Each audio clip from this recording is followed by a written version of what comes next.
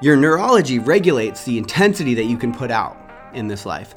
And one way you could think about that is your neurology regulates your intensity of experience.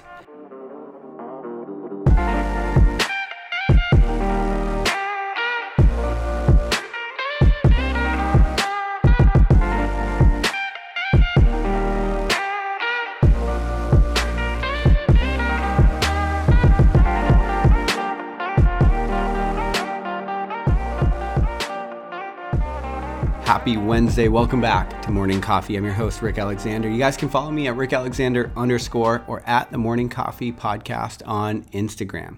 You know, a couple years ago, I had somewhat of a rock bottom moment. And in that moment, I sort of felt as if I got sort of broken open and I was awakened to different things in my life that I realized that weren't important to me anymore. And so I had a profound shifting of my value system and my structure, and it improved my life in such an extreme way. And I look back and I realized so much of that growth took place because of coaches that I had hired and programs that I took, and just I really took the opportunity to invest in myself and figure out what I wanted for myself out of this life. Like I hit this moment where I didn't know anymore what it was all for. And so I had this experience and I learned along the way, and I sort of learned how to put myself back together with the help of coaches and mentors and guidance. And then I started the Clarity Academy, where I teach the principles that I used to sort of put my life together, figure out who I really was and what I really wanted. And the next Clarity Academy is kicking off October 16th, and the registration is live today. And so if you're interested in taking that course, it's a 12-week intensive course. You can do it with one-on-one coaching or with group call coaching, but it's a real deep dive into what's going on with you. And you're going to have to ask yourself some tough questions. But if you're interested in that course, you have any questions about it, feel free to hit me up. Again, at @RickAlexander_ probably be the best way to do that. Today I'm going to introduce 3 kind of points, and then at the end I'm going to attempt to sort of tie them all together and make a main point. So the first thing that I want to say is something that became clear to me in the last decade or so is in pop culture, one of the things that humans are really fascinated by is artificial intelligence, because AI is improving at a pretty steady rate. And it's improving so much, you can tell, that every iPhone that comes out, it's a little bit better, right? And if you listen to Joe Rogan, that's one of the things that he's been talking a lot about in the last decade, is this idea that we're all sort of racing towards singularity. And as I understand it, what singularity is a point where computers get so smart, the artificial intelligence gets so smart that it's able to train and replicate itself. And at that point, it will be exponential growth that we will no longer have control of. And that's a fascinating thing that people think could happen in our lifetime.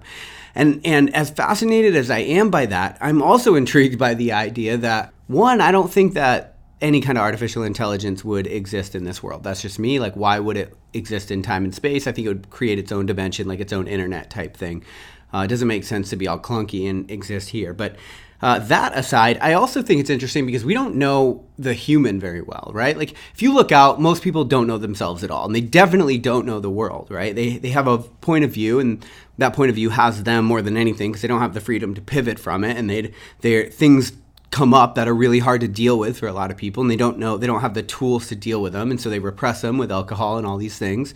And so you have this, like, where people don't really know themselves. And then I feel like in a lot of the brain science research right now, like, we're realizing, like, even at the top level of intelligence, or the top level of the field, we'll say, in brain science, is that we don't know the brain well even at that level, right? Like, we're still finding out things about ourselves. One of the things Danielle and I were talking about the other night is how crazy it is that there's a placebo effect. That, any time a drug is going to try to come to market, when it's in trial, it has to get measured against the placebo. And the placebo is a fake pill, for those that don't know, understand that. And the thing to really understand is that most pills actually fail. And so as it turns out, most drugs that we make aren't better than our own mind at healing some things, right? Now, that's not the case with things like tumors and things like that, but there's a lot of different ailments that we're realizing can be healed with our mind, clearly, because a lot of drugs don't have as good of a success rate as the placebo does in trials. And so the mind is at least strong enough that we absolutely have to account for it every single time we want to introduce a solution to the human condition. Okay, so that's something to really think about. Like, how crazy is it that that's true? Okay, and so that's going to be the first point. Just sit with that, this idea that we really don't know the limits of our own bounds, right? And if you remember, one of the things I talk about is potential is limitless as well, because potential is like almost the gift that reality gives you as you engage with it. And so as you like move out into the world, then the world gifts you with more potential. It's like right now you might not be able to run a marathon, but if you train for a 5K, the gift you get from that 5K is more potential. So you could possibly get to a marathon or an ultra or whatever, right? And that's why you don't actually know your potential. So you have no idea how incredible your life could be, because it takes an active engagement with it. And on top of that, we don't know the sort of powers of the mind anyway. Okay, so that's the point. So then the next point is, if you remember, I've talked a lot about flow states, and the reason I'm even doing this show is one of the whole modules in the Clarity Academy is on how flow states occur in our lives. So if you remember, one of the things I've talked about in a flow state is it occurs when you're rooted in what you know and you're simultaneously exploring that which you don't know. And so I get in a flow state when I write because I understand the craft of writing and what I'm doing, and at the same time I'm exploring concepts that I don't quite have my mind around, and so it puts me in a flow state.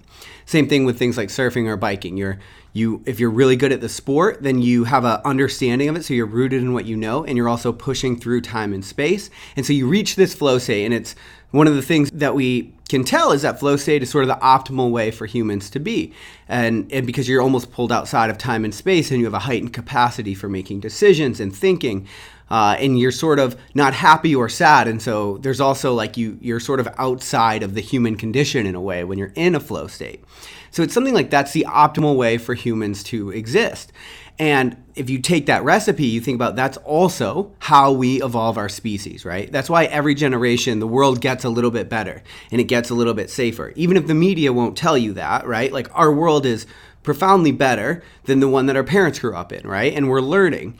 And we're evolving our species. And the way we're doing it is because we're rooted in what we know, and we're also exploring the world. And so we're pushing into new cures, and you're seeing more social justice because we're pushing into that. And then maybe we go a little too wonky in one direction when we're pushing for certain things, right? And so there's an optimal way for humans to be, and that's the next point, is that it's a slow evolution, and that's why things take time. Like real change takes a full generation of people pushing for it. Okay, so that's the second point. And then the third point, I did an episode on this a long time ago, on the neural governor. So exercise physiology types have this idea, and it seems that the field is a little bit split on it. Some believe in it and some don't. I'm one that does, and I'll tell you why. But the neural governor is, they can't pinpoint where in the brain this is happening, but it's regulating the intensity. And so it's like, so think about it with CrossFit or with sprinters. So the neural governor, you have to actually train it. And the way you train it is you have to ram up against it. And so, that's why sometimes people say when you get good at CrossFit, it actually doesn't hurt less,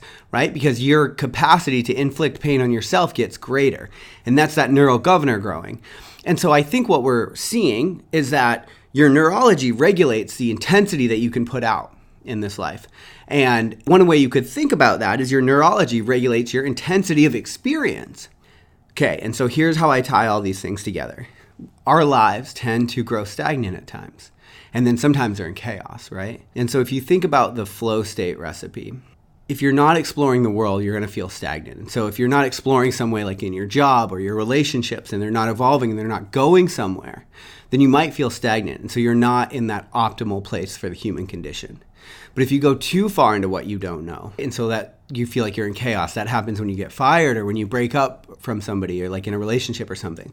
All of a sudden now you've gone too far into the world you don't know, and so that you're in chaos. And so what I would like to propose, the way that I've been conceptualizing my life in the last, 6 months or so, about 6 months, is that I can use my brain to regulate my experience in a way. So I can learn, I can train myself to live optimally, right? To root myself in habits and routines and things that make me feel centered. And that's like the world I know. And then at the same time, writing the book and teaching clients, I'm like finding activities that feel like there's a lot of growth in them. So I'm constantly pushing into the world that I don't know. And if I start traveling too much and I get too far from my routines, I'm like, oh no, I'm going too far into chaos. And so in your life, whether you feel like you're in chaos or whether you feel like you're stagnant, it's like you can course correct yourself, and you can use your brain to sort of set some sort of governor there where you train yourself and you set your neurology to live optimally. And I think the way that you would do that is you can create habits and routines for yourself if you feel like you're in chaos that can start to bring you back. Like if you just moved into a new place, start creating some tradition. That's why humans have tradition, because it creates psychological safety. And from there, we can explore the world. But the world has to be safe in some way. And so create that for yourself if you're in chaos. And if you're not in chaos, if you're stagnant, then you need adventure. And all of the drugs and alcohol and all of the things that we use instead of adventure, it actually mimics the brain chemistry, what's happening because we were wired to be somewhat adventurous, and everybody's to varying degrees. But there's a level in everybody that you're still human, right? And so you have the human condition to deal with. One of the beliefs for people in chronic pain, and I know I'm going a little longer today, but I'm going to wrap this up. One of the beliefs for people in chronic pain is that everybody's always in pain, except your brain has a natural opioid response. So basically your brain has a natural response that dims your pain. So everybody's in pain from all the injuries you've had and the injuries you have now, right, to a variant degree. And one of the things that people are starting to believe and starting to find out through new neurological research is that your brain's capacity, like when you see people with chronic pain, but they can't figure out the reason, one of the things they're starting to think is it's actually just the circuitry in your mind. Because remember, your neurology regulates your experience to some degree. And so what they're starting to believe is that your neurology is, it's off in some way for people in chronic pain, And so I just think it's so fascinating. We're realizing these things about ourselves. Like we're kind of programmable and we can get off of program pretty easily. And then it just takes a little bit of a shift, right? For your psychology to be off one degree or the other, for things to get a little bit difficult for you. But perhaps you can train yourself to live optimally, and you can just look at your life and bring it back. That's one of the modules is a whole process for doing that in the Clarity Academy. It's something I'm really fascinated by, because I'm realizing a lot of people that have problems with their lives, it's like, well, you could clean this up with lifestyle design. At a minimum, you could start there, and that's one way to start anyway. But I've gone on long enough. I hope you guys have an amazing hump day. I love you. We'll talk to you tomorrow on Morning Coffee. Well, I'm a poor man, I feel no pain. I struggled half of my life by going against the grain, but I think I guess I only get one chance at this. I'm going to give it a second. I've got to live another second, another win by. I killed another second minute, I won't waste my life. I'm gonna spend my weekend hours doing something with myself, or playing with the cards from the deck I'm dead. From the deck, run down the highway,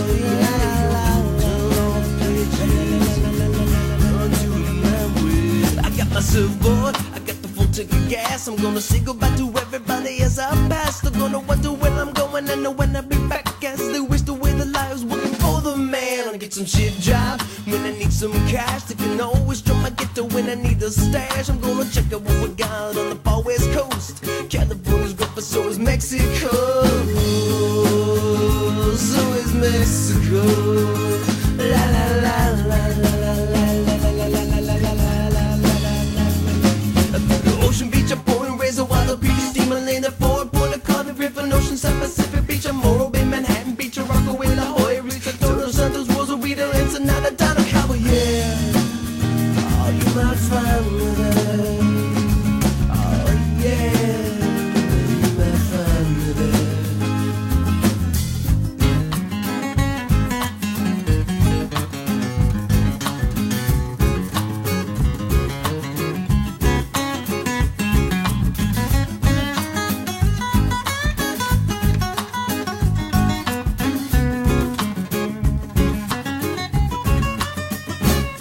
I won't pay taxes, I pay no rent. Well, I never vote again, so fuck the government. Well, I get myself a piece of shit, the microbus. I'm gonna live off the coast, the most of both of us. I'm only TV, a girlfriend. I got a big old stack of photo that would scare my friends. Well, I think I'll sleep every morning, so all day. Maybe strum my guitar, yeah, I live that way. Think I live them down the highway, yeah.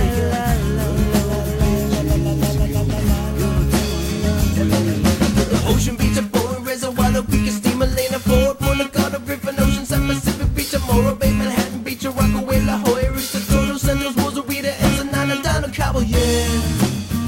Oh, you might find me there. Oh, yeah. You might find